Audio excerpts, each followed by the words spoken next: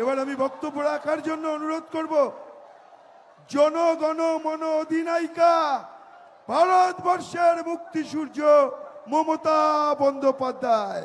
মমতা ব্যানার্জি জিন্দাবাদ, মমতা ব্যানার্জি জিন্দাবাদ, মমতা ব্যানার্জি জিন্দাবাদ।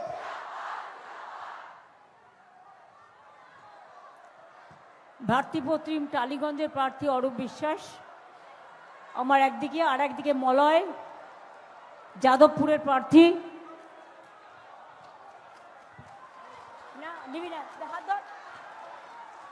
আমি এদের দুজনকে তৃণমূল কংগ্রেসের প্রার্থী হিসেবে জোড়া ফুল চিহ্নে ভোট দেওয়ার জন্য আপনাদের আবেদন জানাচ্ছি। আমার সাথে আছে সায়নী বৌদি আছেন। আপনারা জানেন আমি যতবার এখানে আসি ক্ষিতিদার নাম একবার করে স্মরণ করি।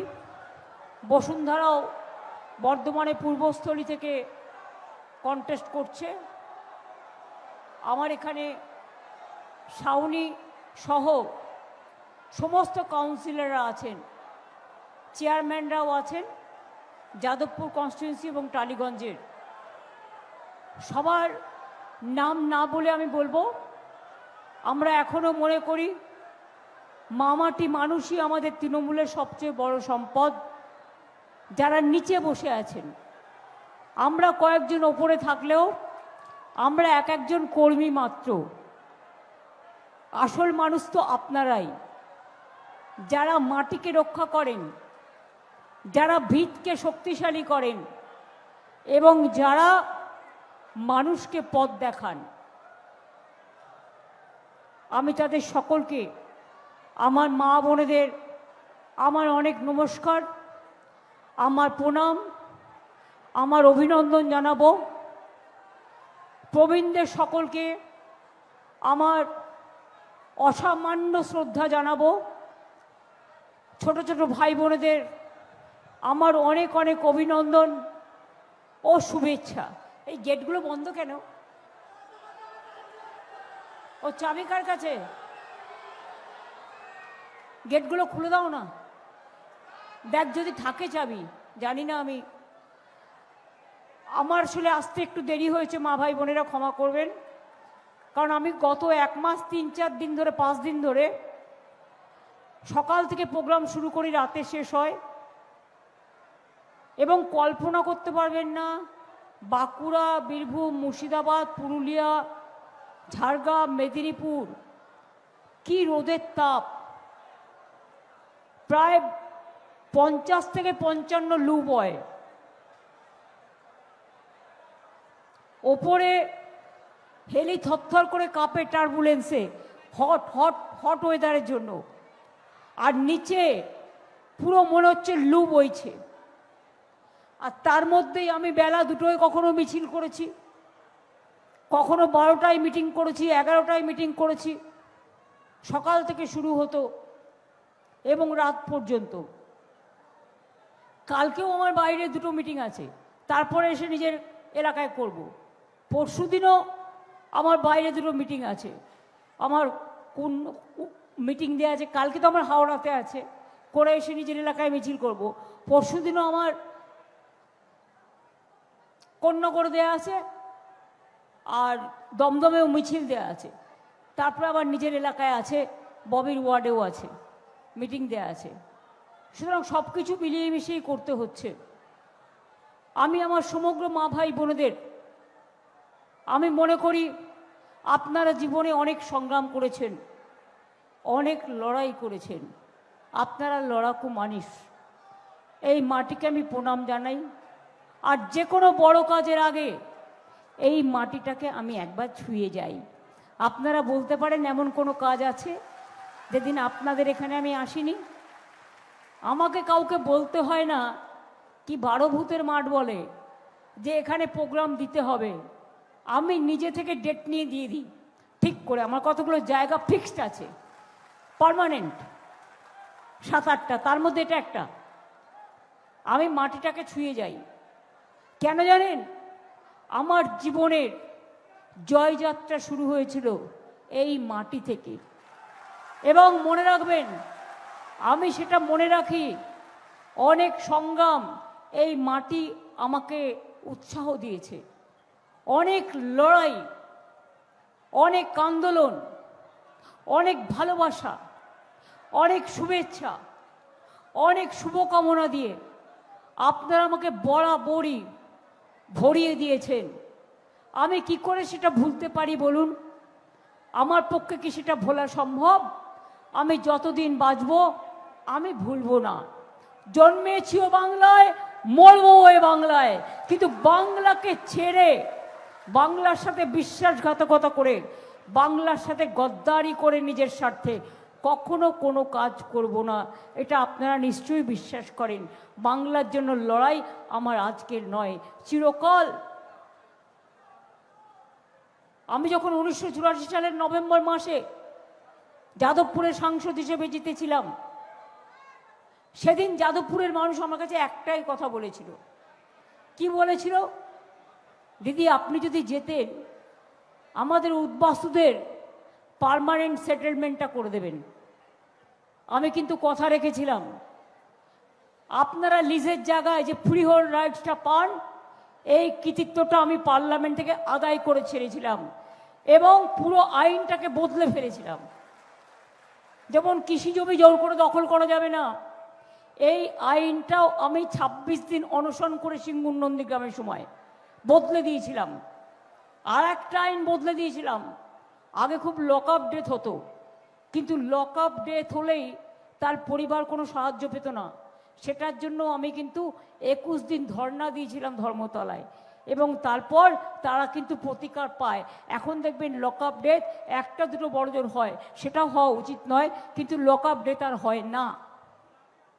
এরকম অনেক আইন, অনেক অ্যামেন্ডমেন্ট আমি আমার লড়াকু জীবনে আমি করেছি। আগে লড়াইটা ছিল যখন বিরোধী দলে ছিলাম সিপিএমের সাথে, আর জেতার পরেও এখানে লড়াইটা আমার বিজেপির বিরুদ্ধে। গত 12 বছর ধরে বাংলাকে জ্বালাচ্ছে আর জ্বালাচ্ছে, একটা পয়সা দেয় না। আমাদের এখান থেকে ট্যাক্স তুলে নিয়ে যায়। আপনারা জানেন এখন একটাই ট্যাক্স, জিএসটি ট্যাক্স। আমরা ভেবেছিলাম একটা ট্যাক্স হলে মানুষের সুবিধে হবে, অনেকগুলো ট্যাক্স দিতে হবে না, সমর্থন দিয়েছিলাম। এখন দেখছি ভুল হয়েছে, কারণ জিএসটির নামে যা ইচ্ছে তাই করে যাচ্ছে। আর আমাদের মাছের তেলে মাছ ভাজছে, যেটা আমাদের টাকাটা যে আমাদের দেবে সেটাও কিন্তু আমরা পরিমাণ মতো পাই না। 2 লক্ষ কোটি টাকার উপর দেনা নিয়ে মাথায় কাজ করতে নেমেছিলাম। জানেন আপনারা, পেমেন্ট ইন্টারেস্ট সহ 6 লক্ষ কোটি টাকার উপর আমাদের শোধ করতে হয়েছে। আমায় যদি 6 লক্ষ কোটি টাকা শোধ করতে না হতো, তাহলে আরও কত কিছু হতে পারত। এবং সেন্ট্রাল গভর্নমেন্টের কাছে এখনও আমরা কিন্তু 2 লক্ষ কোটি টাকার উপর পাই, দেয় না। 100 দিনের কাজের টাকা দেয় না, মানুষকে কাজ করিয়ে টাকা দেয়নি। যারা বাইরে আছে ঢুকে যাক না, মানুষকে কাজ করিয়ে টাকা দেয়নি। এমনকি আপনারা দুঃখ পাবেন শুনলে, অনেকে হয়তো জানেন না, আমরা অনেক সময় খোঁজ, আজকাল এত বিজি হয়ে গেছি, আমরা যেহেতু ব্যাপারটার সাথে সম্পর্কিত বলে খোঁজ রাখি, অনেকে খোঁজ রাখেন না। মহাত্মা গান্ধীজি দেশের নেতা, যিনি করেঙ্গে ইয়ে মরেঙ্গে স্লোগান দিয়েছিলেন, যিনি সারা দেশে একটা নাম স্বাধীনতা আন্দোলনের, গান্ধীজি, নেতাজি, ধর্মীয় সংস্কার স্বামী বিবেকানন্দ, রামকৃষ্ণ পরমহংসদেব, রাজা রামমোহন রায়, ঈশ্বরচন্দ্র বিদ্যাসাগর, সামাজিক সংস্কার বিনয় বাদল দীনেশ, ক্ষুদিরাম প্রফুল্ল চাকি, মাস্টারদা সূর্য সেন, মাতঙ্গিনী হাজরা থেকে শুরু করে বাংলার অবদান মনে রাখবেন। সে সময় যারা ফাঁসির কাস্টে গিয়েছিল স্বাধীনতা আন্দোলন করতে গিয়ে, তাদের 90% কিন্তু বাংলা থেকে। এবং যারা জেলে ছিল, আমি একবার সেলুলার জেলে গিয়েছিলাম আন্দামানে, সেখানে গিয়ে আমি লিস্টটা পড়লাম, পড়ে দেখলাম 90% বাংলার লোক সেই কারাগারে ছিল, আর 10% পাঞ্জাবিরা ছিল। এবং সেই কারণেই মনে রাখবেন, ইংরেজরা অত্যাচার করেছিল, জালিয়ানওয়ালাবাগের হত্যাকাণ্ড,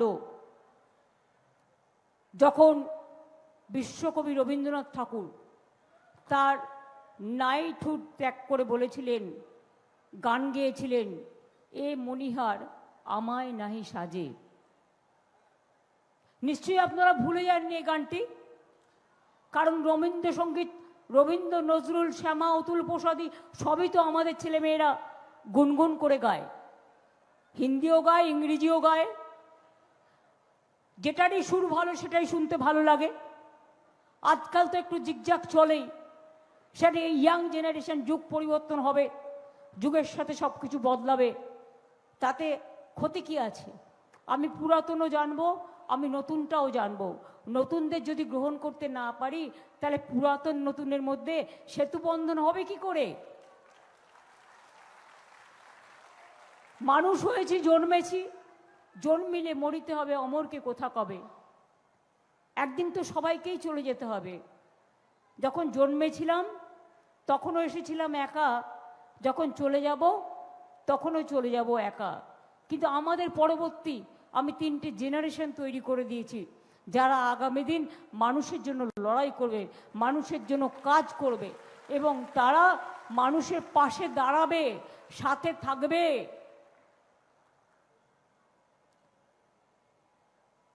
আমাদের অনেক ছোটরা এবার ইলেকশনে লড়ছে। কোন করে আমি যারা হয়ে ইলেকশন করতে যাচ্ছি, তার বয়স কত হবে? বড় জোর 27-28 হবে। অবশ্য আমি ওদের থেকে অনেক কম বয়সে লড়েছিলাম। আর বাবা মা তো দেখুন, আমরা জন্মে আমাদের নামও দিই না, পদবিও দিই না, সেসব বাবা মায়েরা দেন। আমি দাদাকে একদিন জিজ্ঞেস করলাম, দাদা, বাবা তোর জন্মদিনটা কি করে দিল? দাদা বলল, আর বলিস না, বাবা তখন মারা গেছেন, উপায় নেই। বলে বাবা স্কুলে গেল, গ্রামের একটা বন্ধু ছিল টিচার, হেড টিচার, তাকে বললো তুমি একটা বসিয়ে দাও। ওই বসিয়ে দেওয়ার জন্য সার্টিফিকেটে দাদার আমার এজ ডিফারেন্স হচ্ছে 6 মাস। হতে পারে কখনো, হতে পারে কখনো, কিন্তু এটা আমি আমার একান্তে বইতে আগেই লিখেছি। এখন আমাকে সার্টিফিকেটের এজটাকেই আমার ডেট অফ বার্থ, তখন তো ইনস্টিটিউশন ডেলিভারি ছিল না, ফলে যাদবপুরে আমি লড়তে পেয়ে গেছিলাম আরো অনেক কমে। এবং তখন থেকে যে লড়াইটা করেছি, অনেকে বলেছিল ওকে চিনতে 5 বছর লাগবে। আমি যেদিন থেকে গিয়েছিলাম সব এমপি আমায় চিনত।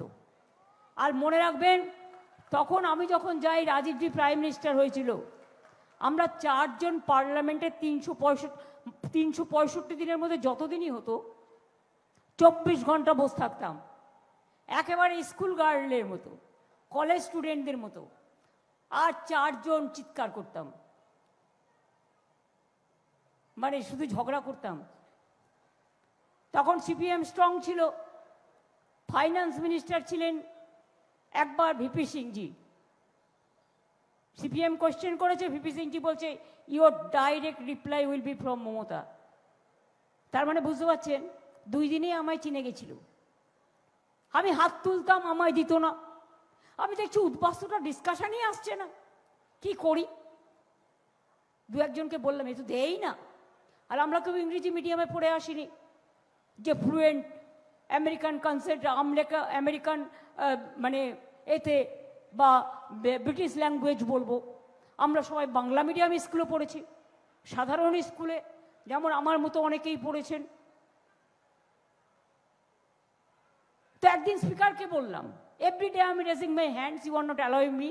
বলে এমন ঝগড়া করলাম। বলরাম যে আমায় খুব ভালোবাসতেন, তখন বলরাম জাকুর ছিলেন মানে রাজস্থান থেকে, উনি স্পিকার ছিলেন। তো উনি বললেন, okay you give me half an hour notice for that. আমি বললাম ঠিক আছে দেবো। এবার দিয়ে ভাবছি, এ তো লটারিতে কার নাম উঠবে কে জানে। ধরুন আমি নোটিশ দিলেই যে আমার তো আসবে তার কোনো মানে নেই। এবার তো অনেকজন লটারি করেছে, কিন্তু ভাগ্য দেখুন 1 নম্বরের নামটা এসেছিল। কারণ এটা হচ্ছে 4 জনের নাম ওঠে, তারা কোয়েশ্চেন করতে পারে, কিন্তু ফার্স্ট যার নাম ওঠে সে অনেকটা বলতে পারে। সুতরাং আমি একটাই ডকুমেন্ট আমার কাছে ছিল, তখন সম্ভবত বুটা সিংজি ছিলেন হোম মিনিস্টার। একটাই ডকুমেন্ট আমি পেয়েছিলাম 1800 কত টাকার একটা টাইটেল ডিডস কোনো একজন উদ্বাস্তু পেয়েছিলেন। কয়েকজন ছিলেন যাদবপুরে, রোজ আমার বাড়ি ছুটতেন। আমি খুঁজছি, পাচ্ছি না, মাথা খারাপ হওয়ার মতো অবস্থা। হঠাৎ মনে হলো আরেকবার বাড়ি যাই, তো ঘুরে আসি, তো দেখি কোথায় কাগজটা রেখেছি। এবার বাড়িতে এসে দেখছি হাতের সামনে পড়ে আছে। মানে এটা লাক না ফেভার করলে হয় না।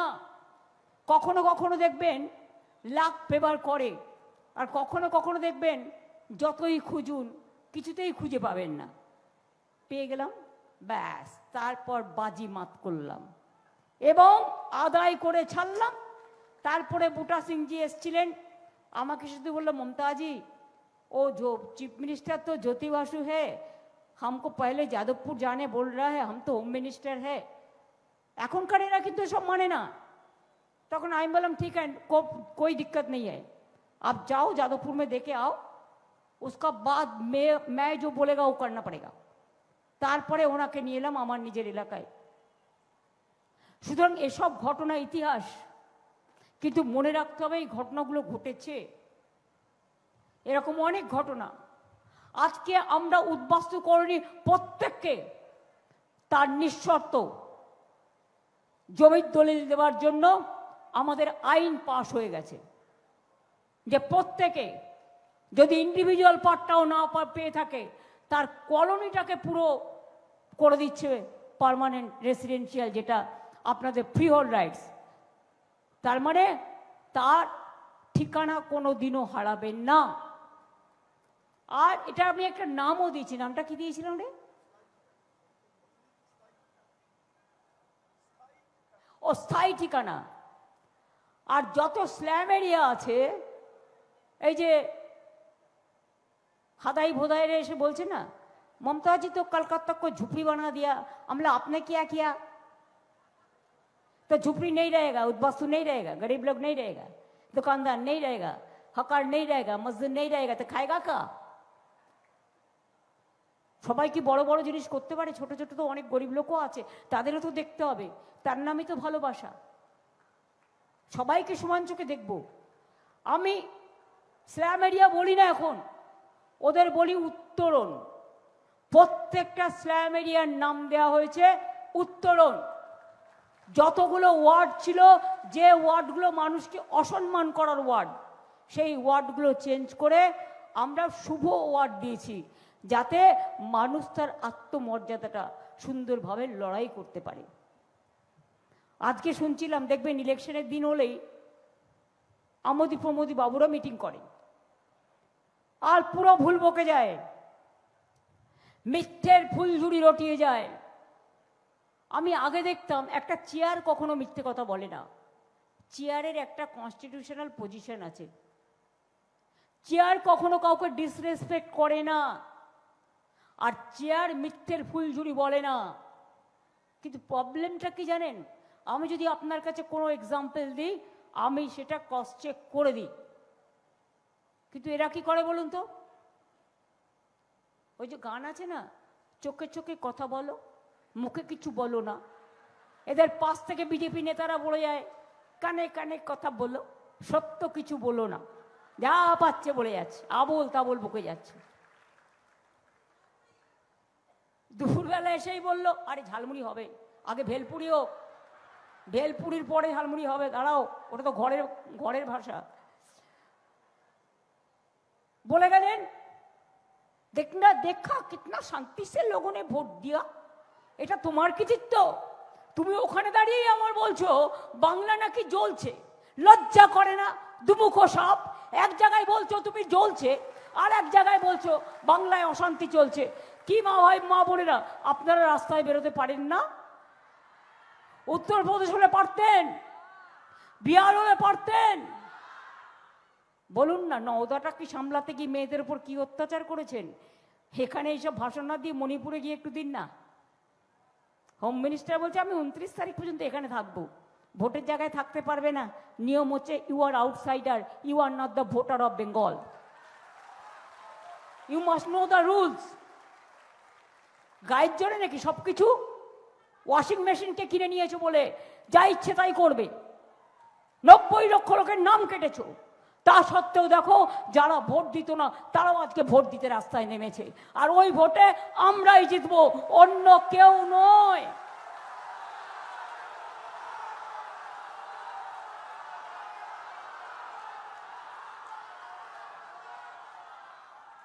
করলে চালাকি দেখবে ভেলকি। আর ঝালমুড়ি বলছিলেন, শুনুন শুনুন আসল কাহানি। দোকানে আগে ক্যামেরা ফিট করে রেখে দিয়েছিল সার্চ করে, পুরো ক্যামেরা সব ফিট করে রেখে দিয়েছে পেছনে, আমি দেখে নিয়েছি সব, সাংবাদিকরাও আমায় বলেছে। আর বাড়ি থেকে ঝালমুড়িটা বানিয়ে নিয়ে গেছে সিকিউরিটির লোকেরা। ওনার পকেটে নাকি 10 টাকার নোট, আমার তো থাকে না। হ্যাঁ, আমার 1 টাকার অনেক কয়েন থাকে। কেন বলুন তো? অনেক সময় পুজো দিতে গেলে 501 টাকা দিতে হয়। 1 টাকাটা না থাকলে ভাবো থেকে। আমি 1 টাকার একটা মানে ওই কয়েনের 50-100টা কয়েন আমার কাছে রোজ থাকে। ওইটি সার্চ করতে আসলে একটাও দেবো না।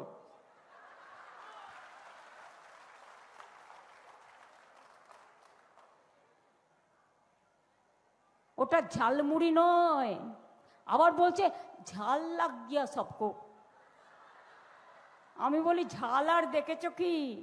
ওটা তো আদৌ ঝাল ছিল কিনা আমরা তো জানি না। তুমি তো একা খেয়েছো, আর তো কেউ খাইনি, বুঝবে কি করে? বলছে আমি ঝালমুড়ি খেয়েছি, ওরা ঝালে জ্বলছে। আমি বলি 4 তারিখে রেজাল্ট বেরোলে বুঝবে, দেখবে আর জ্বলবে আর লুচির মতো ফুলবে।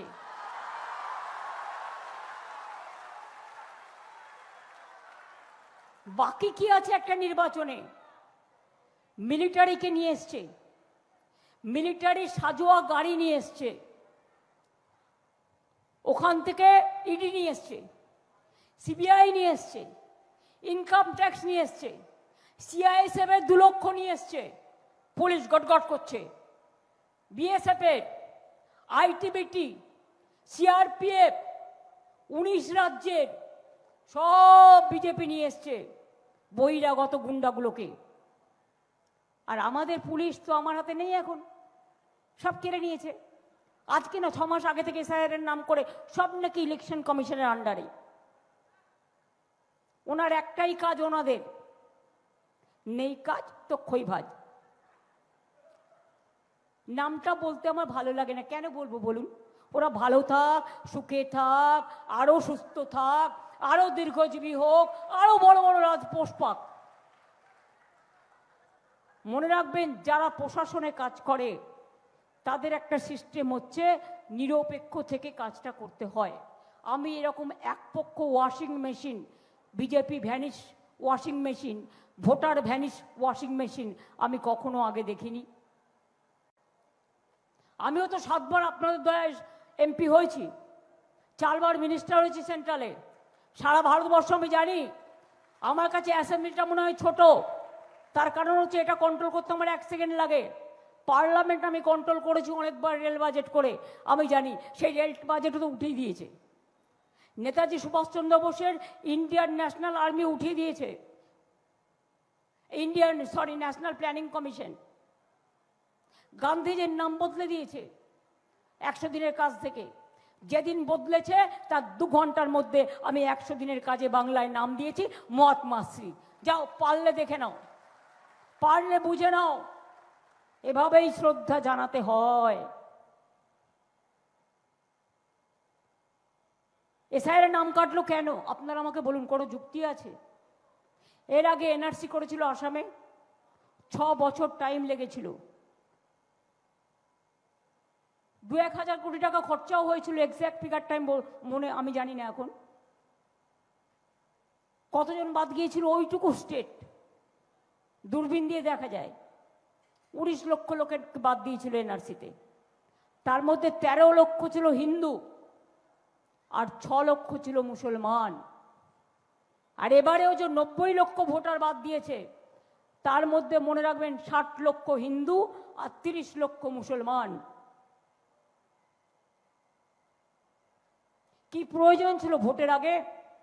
নরেন্দ্র মোদী, আপনি যদি প্রধানমন্ত্রী হতে পারেন এই 2024-এর লিস্টে, তাহলে হঠাৎ করে সবাই অনুপ্রবেশকারী হয়ে গেল। বলছেন বাংলা নাকি অনুপ্রবেশকারীদের কারখানা, আবার কেউ বলছে বাংলা নাকি ঝুপড়ি, আবার কেউ বলছে বাংলায় নাকি রোজ আগুন জ্বলছে। বাংলাকে বদনাম করা এদের কাজ। আপনার এসআইআর করবার আগে, সবার অধিকার কেড়ে নেওয়ার আগে, নতুন করে নাগরিকত্ব প্রমাণ করবার আগে আপনার তো পদত্যাগ করা উচিত ছিল। তার কারণ এই লিস্টে আপনি জিতেছেন, আপনার সরকার চলছে, মিনিমাম লজ্জা থাকা উচিত। শুনুন, কয়েকদিন আগে বললো না, আবার দূরদর্শন তো এখন ছেড়ে দিন, ম্যাডি দর্শন হয়ে গেছে, রোজ ভাষণ দেয়। ওনার মন কি বাত, বাবা কত বড় মন, কত বড় হৃদয়, কত বড় লাভ, কত বড় প্যার, কত বড় শুভকামনা। আমি জানি না, ওনার আবার মনের কথা, সেটা তো অন্যরা জানে, আমিও জানি, কিন্তু বলতে পারছি না সৌজন্যতার খাতিরে। জিজ্ঞেস করুন কেঁদে কি বললো, এ লোগों ने मेरे को মহিলা বিল পাস করনে নেই দেয়া, এরকম কিছু একটা বলেছে, আমি শুনেছি। এবার আপনাদের সত্যিটা বলি, মহিলা বিল পাস হয়ে গেছে 2023 সালের 25শে সেপ্টেম্বর। 3 বছর হয়ে গেছে, নোটিফিকেশন কেন করনি ভাই? গেম নাম্বার প্ল্যান এ সামনে মহিলা বিল পাস হওয়া সত্ত্বেও ছদ্মবেশী, আর গেম নাম্বার প্ল্যান বি সেটা হচ্ছে ডিলিমিটেশন। কারণ 543টা সিটের উপর ওনার ভরসা নেই, ওনাকে এখন 850 আসন করতে হবে। তাই রাজ্যগুলোকে ভেঙে ভেঙে টুকরো টুকরো করে, দেশটাকে টুকরো টুকরো করে ওনাকে 543-এর জায়গায় 850 করতে হবে। দিয়েছি ভালো করে ঝামা ঘষে মুখে। হেরেছে, যেদিন হেরেছে বিনাশ শুরু হয়ে গেছে। আমাকে কেউ একজন বলেছিল জানেন, কখনো কখনো ইশারায় কিছু কিছু কথা মনে আসে, এরা আমায় বিশ্বাস করে না।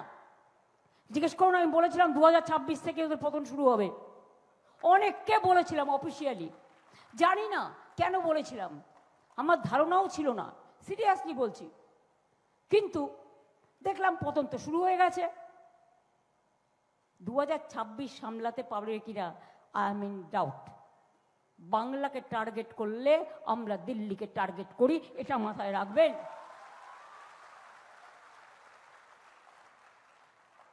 দুশো 250-এর উপর লোক মারা গেছে এসআইআর-এর জন্য। আজকেও কেশপুরে একটি মহিলা আত্মহত্যা করেছে, তার সব ডকুমেন্ট থাকা সত্ত্বেও শুধু তার নাম আছে, তার বর তার ছেলের নাম নেই, সংসারটা ভেসে যাচ্ছে, দুঃখে বেচারা আজকে মারা গেছে। এই জীবনগুলোর দাম কে দেবে? এই জীবনগুলোর দাম কে দেবে? জিজ্ঞেস করুন তো, যখন পহেলগাঁওতে পাকিস্তানিরা এসে আক্রমণ করে, তখন তোমার সাজোয়া গাড়ি কোথায় থাকে? তখন তোমার মিলিটারি কোথায় থাকে? তোমার বর্ডার সিকিউরিটি কোথায় থাকে? সিআরপিএফ কোথায় থাকে? বিএসএফ কোথায় থাকে? যখন পুলওয়ামায় এতগুলো পুলিশ মারা যায়, তোমার সাজোয়া গাড়ি কোথায় থাকে? আর বাংলায় ভোট করবার জন্য এক ঝাঁক ভোট নিয়ে এসছে। কালকে রাত্রি আমাকে একজন মেসেজ করে বলছে, দিদি গ্রাম বাংলায় কাল রাত থেকে হরিনামও শোনা যাচ্ছে না, আজানের সুরও শোনা যাচ্ছে না, শুধু গট গট গট গট শব্দ শুনছে। মানে বাবুরা চলছেন বন্দুক নিয়ে গট গট গট গট করতে করতে। আমি তো মেয়েদের বলেছি, ওরা যখন গট গট করবে আপনারাও হিল পরে খটখট করুন।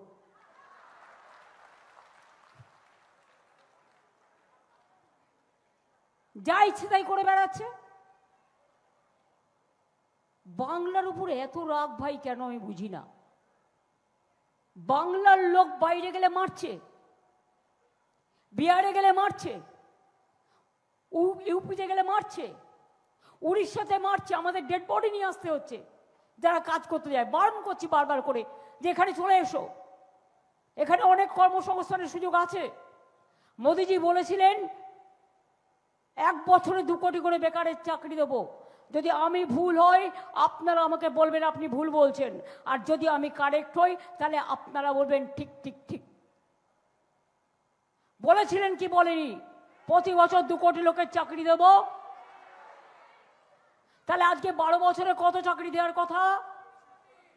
24 কোটি। 24টা দিয়েছে। রেল বেচে দিয়েছে, সেল বেচে দিয়েছে, গেল বেচে দিয়েছে, LIC বেচে দিয়েছে, ব্যাংক বেচে দিয়েছে, দেশটাকে বেচে দিয়েছে। শুধু হিন্দু আর মুসলমান। বাবা, আমি দুটো উদাহরণ দিয়ে আপনাদের কাছে, ছোট্ট, বেশি টাইম নেব না। দুবাইতে যখন যান আপনি, মুঘল সম্রাটের গলা ধরে, নবাবের গলা পাকড়ে কোলাকুলি করেন, মানে আমরা যেটা দুর্গাপুজোয় করি, তখন জাত যায় না, তখন ওটা হিন্দু বা মুসলমান দেখেন না। যখন আপনি সৌদি আরবিয়াতে যান তখন আপনি কোলাকুলি করে দোলাদুলি করে একসাথে বসে খান, তখন তো কই বলেন না ওটা হিন্দু না ওটা মুসলমান।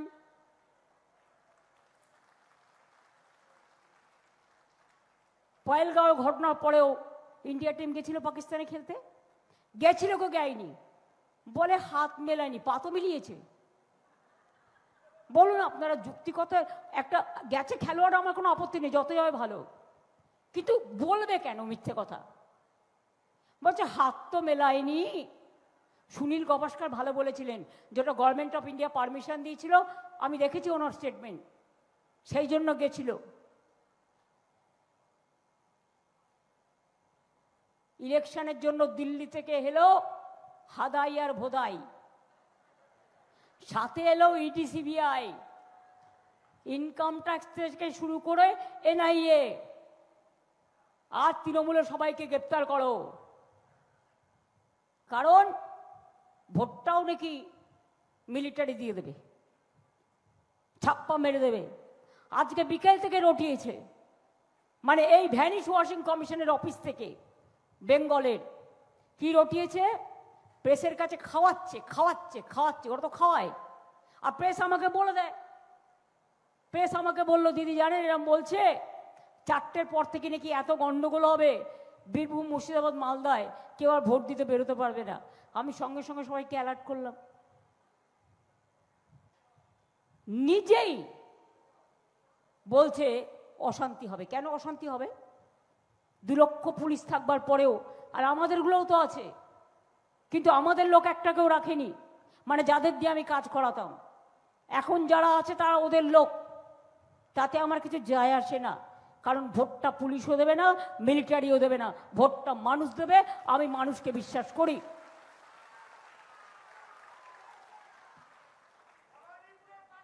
বলছে কাউন্টিংয়ে খেলা হবে।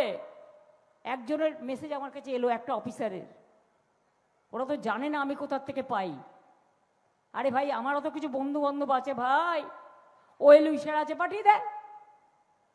লিখেছে কাউন্টিং এর দিন তো খেল হোগা। আরে ক্যা খেল হোগা? প্ল্যানটা শুনুন। যখন কাউন্টিং এ কেউ যাবে, বি অ্যালার্ট। ধান্দাটা হচ্ছে, ধরুন কাউন্টিং এ সে গুনে অ্যানাউন্স করে দিল, খাতায় নোট করে নিল, কিন্তু জিতছেন আমি 4000 ভোটে, কিন্তু ও দেখাবে কম্পিউটারে লোড করবে 2000 ভোটে। এই করে করে নাম্বারটা কাটবে। গত কয়েকদিন আগে ধরা পড়েছে একটি BLO, সব BLO খারাপ না, অনেক কাজও করেছে। আমার খুব পরিচিত একটি মেয়ে আমার বাড়িতে আছে, সে আমাকে বলল জানো তো দিদি, আমার ঠাকুমা বয়স্ক, বাড়িতে পোস্টাল ব্যালট দিতে এসছিল, যেই ভোটটা দিয়েছে তার ব্যাগে রেখে দিচ্ছে। তখন গ্রামের লোকেরা হৈ হৈ করে উঠেছে, বলে আরে ভাই তুমি ব্যালটটা তো ব্যালট বক্সে ফেলবে, তুমি ব্যাগে কেন রাখছো? বলছেন ইনস্ট্রাকশন আছে। তখন ওরা BDOকে ফোন করেছে, BDO বলেছে না এরকম কোনো ইনস্ট্রাকশন তো নেই। তা আমি অবশ্য সেই লোকগুলো ছবি টবিগুলো পেয়ে গেছি, পরে কাজে লাগবে, সযত্নে রেখে দিয়েছি। হরিয়ানা থেকে একজনকে পাঠিয়েছেন, নিমাংশুলাল, ধর্মেন্দ্র প্রধানের 1 নম্বর লোক। তিনি এসে রোজ পুলিশকে চাপ দিচ্ছেন, প্রশাসনকে চাপ দিচ্ছেন, তৃণমূলকে গ্রেপ্তার করতে হবে, গ্যাজা কেস দাও বলছে, যাতে 3 মাস বেরোতে না পারে। বুঝুন, আমি বলি এসব না করে হিম্মত থাকলে সরাসরি লড়াই করো, আগে আমাকে লড়ো, তারপরে মানুষের উপর অত্যাচার করো। আমি তো আগেও আপনাদের অনেকবার বলেছি, বলো কবে লড়বে, এই বিজয়গড় ময়দানে হয়ে যাক, আমি একা থাকবো, তুমি বন্দুক নিয়ে এসো, আমি দেখবো তোমার জোর বেশি না আমার হিম্মত বেশি। ভোটের অধিকার মানুষকে ছেড়ে দাও, মানুষ ঠিক করবে কাকে দেবে আর কাকে দেবে না। আবার কখনো কখনো বলছে আমাদের চিহ্নটা হচ্ছে ঠাকুরের ফুল। ওরে না, ওটা ভুল, ওটার সাথে ওটার কোনো মিল নেই। কারণ আমরা সবাই জানি ওটা তো রাজনৈতিক দুল, কানে পড়ে বসে থাক।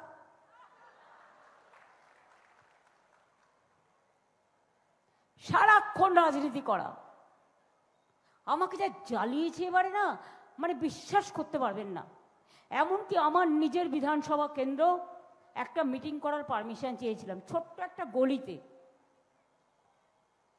বাবা, এক রিটার্নিং অফিসার হয়েছে গদ্দারের, সব তো সেট করেছে নিজেদের, না উকুন বেছে বেছে নিজেদের লোক, পরিবারের লোক, বিজেপি পরিবারের লোক, কোন রাজ্যে কার বিজেপির পরিবার আছে দেখে দেখে বেছে বেছে নিয়ে এসছে।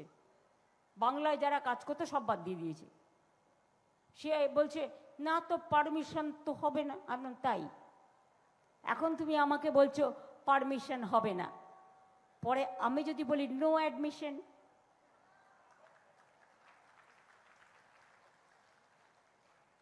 আমি চাই না, আমি সবাইকেই ভালোবাসি, ভালো থাক সকলে। এসব ঘটনা ঘটছে, জেনে রাখুন। টাকার হুন্ডি নিয়ে বেরিয়েছে, এখন বলছে মহিলাদের নাকি 3000 করে দেবে আর যুবকদের নাকি 3000 করে দেবে। আপনারা জানেন দিল্লিতে বলেছিল 2500 দেবে, 1.5 বছর হয়ে গেছে 1 পয়সা দেয়নি। অন্য রাজ্যেও নয়, জিজ্ঞেস করুন বিহারে ভোট কেনবার জন্য আগের দিন দিলে 8000, আর এখন তার পরের দিন তার বাড়িতে হলো বুলডোজার, এবং বুলডোজার করবার পরে বলছে টাকা ওয়াপাস দেও, মানে টাকা ফেরত দাও। আজকে পরিযায়ী শ্রমিকরা কাল ভোট দিতে এসছে, আগে টিকিট দিচ্ছিল না, এবার গীতা ছুঁয়েছে, কোরআন ছুঁয়েছে বিজেপি রাজ্যে, নিয়ে বলেছে বিজেপিকে ভোট দিতে হবে, যাও পয়সা নেই লাগেগা, আমি স্পেশাল ট্রেন করে দিচ্ছি। এবার ওরা যেই কলকাতায় এসে পৌঁছেছে বলছে 2000 করকে দাও, পুলিশ চলে গেছে। কিরম ভাউতাবাজি, মিথ্যের ফুলঝুরি আর মিথ্যের ছলনা দেখলে মনে হয় বলি না না আর বলো না, বলো না, বললেই যাবে ফেসে। এত মিথ্যে কথা বলে, এত অপপ্রচার করে। আমি একটা চাকরির কথা বললাম, শুনুন, নিজেদেরটাও তো বলতে হবে। এটা আমাদের রিপোর্ট নয়, রিজার্ভ ব্যাংকের রিপোর্ট, অন্যান্য জায়গার নীতি আয়োগের রিপোর্ট। বাংলায় আমরা বেকারি 40% কমিয়েছি, আর দিল্লি সরকারের আমলে গভর্নমেন্ট অফ ইন্ডিয়ার আন্ডারে বেকারি 40% বেড়েছে। আমরা আসার আগে ইনস্টিটিউশন ডেলিভারির সংখ্যা ছিল 55%, আমরা সেটা এখন 99.5 করে দিয়েছি। মনে রাখবেন, এইসব বুদ্ধি তোমাদের মাথা থেকে আসবে। মাদার অ্যান্ড চাইল্ড হার্ট, কোনো প্রেগনেন্ট মাদার যারা দূরে হসপিটাল নেই তাদের আমরা সেখানে রাখি হসপিটালের মতো তৈরি করে, আর যখন বাচ্চা হবার সময় হয় হসপিটালের সাথে অ্যাডজাস্ট করা, সেই ডাক্তারই দেখে, তাকে তুলে নিয়ে গিয়ে বাচ্চাটা জন্মায়। এসব বুদ্ধি তোমাদের ঘটে আছে? শুধু নিজেদের নামে একটা স্টেডিয়াম, নিজেদের নামে একটা সব ভেঙে দিয়ে ট্র্যাডিশন হেরিটেজ একটা ভবন করা ছাড়া আর কি করেছো আপনারা বলুন তো? আমি এমনকি মামাটি মানুষের নামেও কোনো স্কিম করিনি। কেন করিনি? আমি জাগো বাংলা আমাদের পত্রিকা একটা অ্যাডভার্টাইজমেন্ট দিই না আমি গভর্নমেন্ট থেকে। আমরা একটা সিস্টেম মেনটেন করি, আর আমি দাঁড়িয়ে যখন বলছি যে কোনো কেউ চ্যালেঞ্জ করতে পারে। আমি 1 টাকা স্যালারি এই কত বছরে, 15 বছর, 14.5 বছরে 1 পয়সা স্যালারিও নিইনি, ডেলি অ্যালাউন্সও নিইনি, 1 কাপ চাও খাই না ওদের পয়সা দিয়ে। যদি বলেন চলে কি করে, আরে বই লিখিত, আমার 150টা বই বেরিয়েছে মিনিমাম, গানে সুর দিই, কথা দিই, তার থেকে যা যা পাই একালোক চলে যায়। কত লাগে? সারাদিনে তো একবার খাই, সকালবেলা চা খেয়ে বেরিয়ে যাই, আর রাতে স্নান করে গিয়ে একবারই খাই। সুতরাং আমার লাগবেটা কি? পরিতই সাদা শাড়ি। বল, তোমাদের মতো আমাদের মনে কাদা নেই। যেটা বলার সামনাসামনি বলি, মানুষের কখনো কখনো জানা উচিত।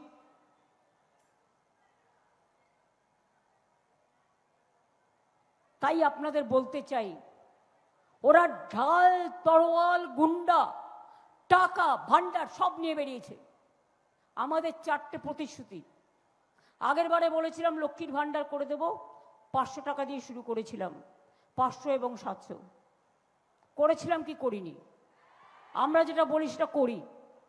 বলেছিলাম 10 লক্ষ টাকা স্টুডেন্টদের স্মার্ট কার্ড হবে, হয়েছে কি হয়নি? 5 লক্ষ টাকার স্বাস্থ্যসাথী কার্ড হবে, হয়েছে কি হয়নি? দুয়ারে সরকার হবে, হয়েছে কি হয়নি? এবার বলে যাই 4টে কথা, 4টে বুলেট, বেশি না। একটা হচ্ছে, আমাদের সরকার লক্ষ্মীর ভান্ডার আজীবন চালাবে। কারণ মা বোনেরা আমাদের ঘরের লক্ষ্মী, তারাই সমাজের প্রধান স্তম্ভ। যুবসাথী যারা পেয়েছেন, যারা এখনো পাননি, অ্যাপ্লাই করতে পারেন। আর আপনাদের কর্মসংস্থান করে দেওয়ার দায়িত্ব আমাদের, এটাও মাথায় রাখবেন। 3 নম্বর, যার কাঁচা বাড়ি আছে সব বাড়ি পাকা আমরা করে দেবো। এমনকি বস্তির বাড়িগুলো আমরা সমস্ত বাংলার বাড়ি করে 3-4 তলা করে দিচ্ছি। গরিব মানুষও মানুষ, এইটা মনে রাখতে হবে। উদ্বাস্তুরা আগে পারমিশন পেত না বাড়ি করার জন্য, এখন একটা আইন করে দেওয়া হয়েছে যাতে কতটা করেছি, G4 এই টাইপের করেছি, আমার যতটুকু মনে আছে। সুতরাং জল কলকাতাতে সবাই পান, বিজয়গড়ে জলের অনেক কাজ হয়েছে, যাদবপুর, টালিগঞ্জ থেকে শুরু করে সর্বত্র। কলকাতা আগে কি ছিল? আমাকে অনেকে বলে, কলকাতাকে যারা বদনাম করে বাংলাকে, তারা যখন দমদম এয়ারপোর্ট দিয়ে ঢোকে না, আপনি এয়ারপোর্টে যাবেন 3টে ফ্লাইওভার পরপর, 3টে অল্টারনেটিভ রোড। আপনি একটা যেতে পারেন আচার্য জগদীশচন্দ্র বসু রোড হয়ে, ভিআইপিতেও ফ্লাইওভার হয়ে গেছে, মা ফ্লাইওভারও হয়ে গেছে। এবার আপনি যদি নিবেদিতা ব্রিজ দিয়ে যান, সেখানেও কল্যাণী এক্সপ্রেস। যদি নদিয়া যেতে চান, নবদ্বীপ, বা যদি ইস্কন মন্দির যেতে চান, তাহলে জেনে রাখবেন, বড়মার কাছে যেতে চান, নিবেদিতা ব্রিজ দিয়ে যাবেন, আধ ঘন্টায় পৌঁছে যাবেন। কল্যাণী এক্সপ্রেস এত সুন্দর করে দেওয়া হয়েছে। আরও একটা রাস্তা আছে, VIP road, Rajabazar, new town যান, দেখে আসুন কি নেই। দুর্গাও অঙ্গনের কাজ শুরু হয়ে গেছে। মহাকাল মন্দির করে দিচ্ছে শিলিগুড়িতে। ভারতবর্ষের যত শিবলিঙ্গ আছে সব শিবলিঙ্গর আদলে ওখানে তৈরি হচ্ছে বিরাট মহাকাল মন্দির। এত বড় মহাদেব কোথাও খুঁজে পাবেন না। জগন্নাথ ধাম তৈরি করে দিয়েছি, আপনারা গেছিলেন, অনেকে যাননি, যাবেন। জৈনদের জন্য মন্দির তৈরি করে দেওয়া হচ্ছে, গুরুদ্বারার গেটও করা হয়েছে। বক্রেশ্বর ডেভেলপমেন্ট বোর্ড থেকে শুরু করে, ভোলে বাবা তারকেশ্বর ডেভেলপমেন্ট বোর্ড থেকে শুরু করে, দক্ষিণেশ্বরের স্কাই ওয়াক থেকে শুরু করে, কালীঘাটের স্কাই ওয়াক থেকে শুরু করে, নকুলেশ্বর ভৈরব মন্দির থেকে শুরু করে, লোকনাথের কচুয়া ধাম থেকে শুরু করে, চাকলা থেকে শুরু করে, ওঙ্কার নামে, ওঙ্কার ধামের নামে গেট করে দেওয়া থেকে শুরু করে, গুরুদ্বারার গেট করে থেকে শুরু করে, জৈনদের জমি দিয়েছি, তাছাড়াও মন্দির করবে। তাছাড়াও ওরা বলে ওদের মানস্তম্ভ, সেটাও তৈরি করে দেওয়া হয়েছে। মুসলিমদের জন্য ঐক্যশ্রী স্কলারশিপ আছে। আপনাদেরও অনেক বেরিয়াল গ্রাউন্ড হয়েছে। আপনাদেরও হয়তো মসজিদ আমরা করতে পারি না, এটা আপনাদের ধর্মে, এটা আপনাদের নিজস্ব ব্যাপার, কিন্তু মন্দির ট্রাস্ট করে করতে হয়। মসজিদও আপনারা ট্রাস্ট করে করেন, আমার কোনো আপত্তি নেই, আমি সব ধর্মকে ভালোবাসি। দক্ষিণেশ্বরের স্কাই ওয়াক আমরা করেছি। স্বামী বিবেকানন্দের বাড়ি তো প্রমোটিং হয়ে যাচ্ছিল, আমি একদিনের নোটিশে স্বামী বিবেকানন্দের বাড়ি কিনে গভর্নমেন্টের টাকায় রামকৃষ্ণ মিশনের হাতে তুলে দিয়েছি। সিস্টার নিবেদিতার বাড়ি একটা বাগবাজারে ছিল, আর একটা ছিল দার্জিলিংয়ে। আমি একটা বাড়ির বদলে আর একটা বাড়ি দিয়ে দার্জিলিংটা ফিরিয়ে দিয়েছি, যেখানে সিস্টার নিবেদিতা শেষ নিঃশ্বাস ত্যাগ করেছিলেন। আর বাগবাজের বাড়িটা যেটাই তিনি থাকতেন, সেই বাড়িটাও টাকা দিয়ে কিনে আমি দিয়ে দিয়েছি। কোনটা করিনি? মায়েশের রথ থেকে শুরু করে, ব্যান্ডেল চার্চ থেকে শুরু করে, দুর্গা পুজো থেকে শুরু করে, ক্লাবগুলো কেন টাকা পাবে? চলে গেল কোর্টে। জগন্নাথ ধাম কেন হবে? চলে গেল কোর্টে। শুধু পিল খাচ্ছে, পিল খাচ্ছে। একটা চাকরি অ্যাডভার্টাইজমেন্ট বেরোলেই একটা পিল করে দিচ্ছে যাতে ওটা আটকে যায়। কেন ভাই এত হিংসে কেন? বাংলার জন্য এত হিংসে কেন? তাই আপনাদের পরিষ্কার আমি বলছি, আমাদের অঙ্গীকার আমরা মেনে চলি। আমাকে এখনো 2 লক্ষ কোটি টাকার উপর পাই, 6 লক্ষ কোটি টাকার উপর শোধ করতে হয়েছে। তার মধ্যেও মনে রাখবেন, আমরা কিন্তু প্রত্যেকটা উৎসব পালন করি সম্মানের সাথে সাথে। ধর্ম যার যার নিজের, উৎসব কিন্তু সবার। আমাদের পুজোর মতো এত বড় ফেস্টিভ্যাল কোথাও হয় না। তাই ইউনেস্কো আমাদের ইনট্যাঞ্জিবল হেরিটেজ তকমা দিয়েছেন, পুজো কার্নিভেল পর্যন্ত হয়। আমি দুর্গা পুজো কত প্যান্ডেল করি, ম্যাক্সিমাম করি, এমনকি গ্রামগঞ্জের প্রায় 1000টা। বাপরে বাপ, আমার গলা শুকিয়ে যায়। এই সারাদিন মিটিং করে বেড়াচ্ছি, আপনাদের এখানে একটু জল খেলাম, 1 কাপ চাও জোটে না, টাইম পাই না। এত কাজ করার পরেও আজকে আমাদের উপর এত অত্যাচার, যেন মনে হচ্ছে আমরা বিরোধী দল, বিজেপি সরকারি দল। দিল্লির সব ক্ষমতা নিয়ে এক একটা নেতা 20টা 30টা গাড়ি নিয়ে ঘুরে বেড়াচ্ছে, আর সাথে গটগট বকগট গটগট গটগট করে চলছে টকবকে ঘোড়াগুলো, যেন আমরা বিরোধী দল, ওনারা সরকারি দল। আবার কি বলছে, আমি গেছিলাম জগদ্দলে মিটিং করতে, সেখানে বিজেপি ক্যান্ডিডেট বলছে ইলেকশনের পরে পা ওপরে দিয়ে আর মাথার নিচে দিয়ে ঝুলাবো। আমি বললাম, কে কাকে ঝোলায় রে? তোমরা ঝোলাও, আমরা গান গাইবো, দোলাও দোলাও দোলাও আমার হৃদয়। আমাদের তো রবীন্দ্র নজরুল আছে, কি বাকি আছে? স্বামীজি রামকৃষ্ণ আছে, নেতাজি গান্ধীজি আছে, আমাদের তো সবটাই আছে। তাই বলি, যে অত্যাচার করছে, যে অনাচার করছে, যে দুরাচার করছে, যে দুর্ব্যবহার করছে, যে এসআইআর করার নাম করে মানুষকে লাইনে দাঁড় করিয়েছে একটা দিনের জন্য হলেও, এর আপনারা বদলা নিন গণতন্ত্রের ভোটের মাধ্যমে। এবং আপনাদের যে অসম্মান করিয়েছে, আধার কার্ড করিয়েছে, সবার কাছে টাকা নিয়েছে, এখন বলছে আধার কার্ড, বলছে নো পাপা, আর বলছে ভোটার কার্ড ইয়েস পাপা। বিজেপির কথায় সব বদলি ইয়েস পাপা, এই চলছে। বাংলা চুপচাপ আছে বলে এটা নয়, আমরা সব মাথা নত করে মেনে নিচ্ছি।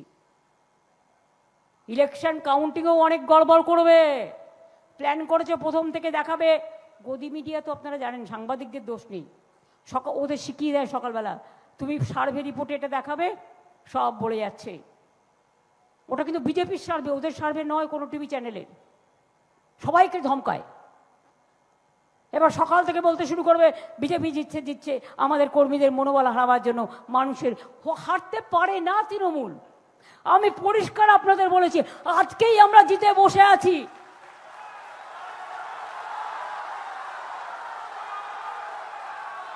এরপরে দুর্মুষ করব, দুর্মুষ, যাতে বাংলাকে নিয়ে অসম্মান করতে না পারে। আর মানুষকে ভোটের দিনে হয়তো লাইনে দাঁড়াতে হবে, অনেক মেশিনও খারাপ করে দেয়, কিন্তু ভোটটা দেবেন। তা নাহলে এরা যা বজ্জাত, জাতের নামে জাত জালিয়াত খেলা চলছে, জাতের নামে বজ্জাতি সব জাত জালিয়াত করছে খেলা। কবি নজরুল ইসলাম লিখেছিলেন। এরা এনআরসি করার প্ল্যান করবে, এই যে বলেছি না ভোদাই হাদাই, বাপরে, আর চোখগুলো দেখবেন না, মনে হচ্ছে ঠুকরে বেরিয়ে আসছে। আবার একজন তো বলছেন 294টা সিটেই তিনি নাকি ক্যান্ডিডেট। তিনি বাংলার ভোটার? আগে তো বাংলার ভোটার হতে হবে, তারপরে বাংলা 294টা সিটের ক্যান্ডিডেট হবেন। প্রধানমন্ত্রীটা থেকে ছাড়ুন, ছেড়ে বাংলায় নিজের নামটা তুলুন ভোটে। অন্য জায়গা থেকে নাম যেখানে আছে কেটে। ভোটার লিস্টে তো 2 জায়গায় নাম ওঠে না। আর ইলেকশন আসলেই দেখবেন ইলেকশনের দিন ভাষণ দেবে, আর কাউন্টিংয়ের দিন কোনো সমাধিতে বসে যাবে, যেন কত বড় সাধু রামকৃষ্ণ পরমহংসদেব হয়ে যাবে প্রতি ইলেকশনে একই কায়দা, আর শুধু রাজনৈতিক ফয়দা। তাই বলি এবার আমাদের স্লোগান, যতই করো হামলা, যতই করো হামলা, যতই করো হামলা,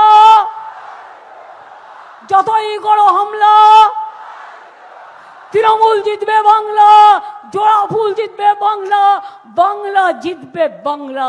আর তোমরা ঘুরে বেড়াবে, তোমরা হবে হ্যাংলা। আর তখন লেমন জুস দেবো না, বিচুটি পাতার নাড়ু করে দেবো, আর ওটাতে একটু চুন মিশিয়ে দেবো, খেলেই গলাটা পরিষ্কার হয়ে যাবে। ভালো থাকবেন, সুস্থ থাকবেন, সকলের মঙ্গল কামনা করে বলি জয় হিন্দ, বন্দে মাতরম, জয় বাংলা, জয় বাংলা, জয় বাংলা, জয় বাংলা। আমার অনেক শিল্পীরা এখানে এসছে, তাদের আমি, ও মনীষদা ছিলেন, সরি মিস করে গেছি, অনন্যা, তারও, অরূপ থেকে শুরু করে সবাই আছে। এই তোর চাকরিটা আছে তো রে, ছেড়ে দিস কি? নতুন একটা জায়গায় জয়েন করার কথা ছিল, করিস নি এখনো, পরে করে নিস, আমি জানি তো তুই করছিস। হ্যাঁ ঠিক আছে, ভালো থাকবেন সবাই। না না না এখন না, ঠিক আছে, থ্যাংক ইউ, ভালো থাকবেন, আবার দেখা হবে। কালকে 4টে রুট দিয়েছে, 5টায় পাশেই আপনার মিছিল আছে, 5টার সময়। মদন পারলেন